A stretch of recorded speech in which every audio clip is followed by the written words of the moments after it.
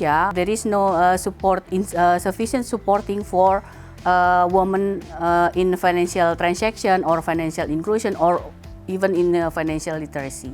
So it is good for me to know how to deal with this kind of gap in Indonesia from the Australian experience. Sometimes as a woman, you still have some level of independence, but not as free as if you are a man.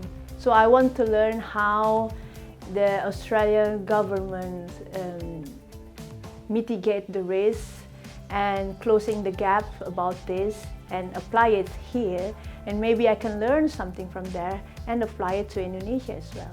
We've been running this program for Indonesian regulators who work for the Central Bank, the Financial Services Authority, the Vice President's Office, the Ministry for Coordinating the Economy, and also the Commission for Eliminating Poverty.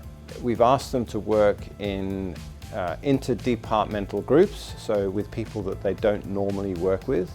And the objective behind that is that we believe that for there to be progress in financial inclusion for Indonesian women, government departments must learn to work together. For the last 3 years, the government decided to transform the social assistance for the poor from the cash transfer, cashing out with the PT post office, to the bank account.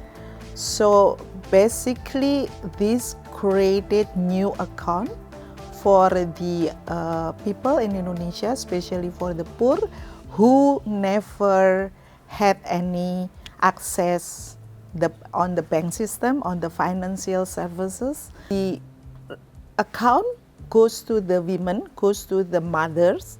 They spend the money mostly for the education, for health, and also for the children. This training will help me to understand more whether the transformation going to the right direction or whether needs to be improved.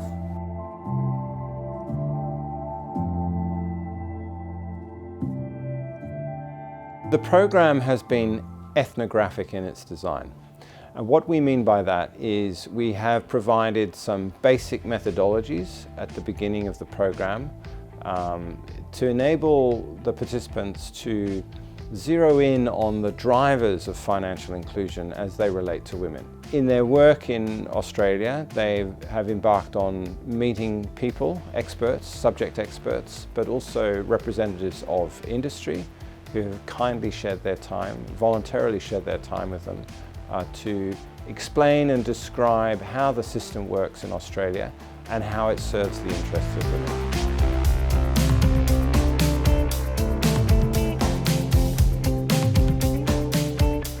It enables the participants to see not only the successes in the Australian system, but also the failures. We did the interview with random persons on the street, and also one of the scheduled meeting with the Brotherhood of St. Lawrence. We learn from the developed countries to go out to meet people, to talk to people, and then we have a theory and we have the experiences from the institutions. The 99% either you have the bank account, the insurance, or like credit. But based on that, what is the challenges still?